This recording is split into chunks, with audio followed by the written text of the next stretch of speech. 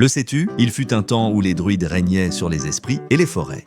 Prêtres, savants, devins, juges, leur influence s'étendait sur toute la société celtique, mais aujourd'hui, ils ont disparu. Que s'est-il passé? Pourquoi leur voix s'est-elle tue? C'est l'histoire de la fin d'une caste légendaire, d'un savoir ancien et d'une disparition qui soulève encore bien des mystères. Les druides étaient bien plus que de simples prêtres. Dans les sociétés celtes d'Europe occidentale, ils formaient une classe instruite chargée de l'enseignement, de la justice, de la médecine, des rites religieux et de l'astronomie.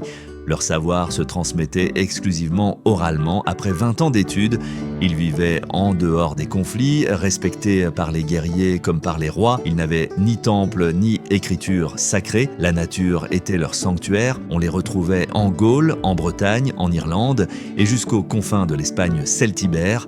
Leur autorité dépassait les frontières tribales. Alors, comment une telle institution a-t-elle pu disparaître? Tout bascule avec l'arrivée des Romains. À partir du 1er siècle avant notre ère, les légions de Jules César conquiert la Gaule. Dans ses commentaires, César décrit les druides comme influents, mais aussi comme des obstacles à la romanisation. Il les accuse de pratiquer des sacrifices humains, accusation encore débattue. Aujourd'hui, en 52 avant Jésus-Christ, la chute de Vercingétorix à Alésia marque le début de la fin pour la culture celtique continentale. Peu à peu, les lieux de culte sont détruits, les rituels interdits et les druides marginalisés. Le druidisme ne disparaît pas immédiatement, mais il est affaibli, privé de pouvoir politique et souvent réprimé.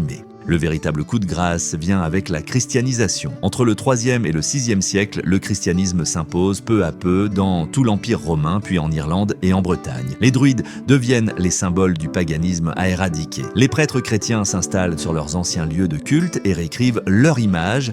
Ils sont désormais vus comme des sorciers, trompeurs ou ennemis de Dieu. Certains mythes celtiques sont intégrés au folklore chrétien, mais vidés de leur sens originel. Les écoles druidiques disparaissent.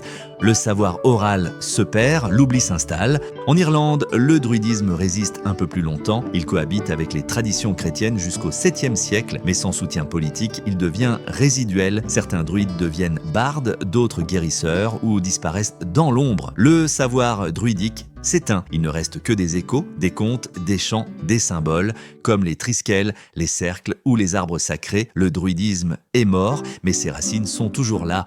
Mais l'histoire ne s'arrête pas là. Au XVIIIe siècle, un vent romantique souffle sur l'Europe. Des érudits redécouvrent les mythes celtes. En Grande-Bretagne, des sociétés néo-druidiques voient le jour. On célèbre à nouveau les solstices, les équinoxes, les arbres. Ces néo-druides ne prétendent pas recréer le druidisme antique. Ils s'en inspirent. Leurs valeurs, respect de la nature, équilibre, transmission orale, paix. Même si parfois fantasmé, ce renouveau témoigne d'un besoin profond, celui de renouer avec une sagesse oubliée. Le druidisme n'est plus, mais il continue de hanter notre imaginaire. Dans les jeux, les livres, les films, il incarne la figure du sage, du mage, du gardien du savoir ancien. Il nous fascine car il vient d'un monde où l'homme n'était pas au-dessus de la nature, mais en harmonie avec elle. Et si, au fond, c'était ça, la vraie leçon des druides? Le savais-tu? Les druides ont disparu il y a plus de 1000 ans, mais leur héritage, lui, continue de vivre dans nos rêves. Si tu as aimé cette plongée dans les brumes du passé, abonne-toi, partage et n'oublie pas, les légendes n'ont jamais vraiment disparu.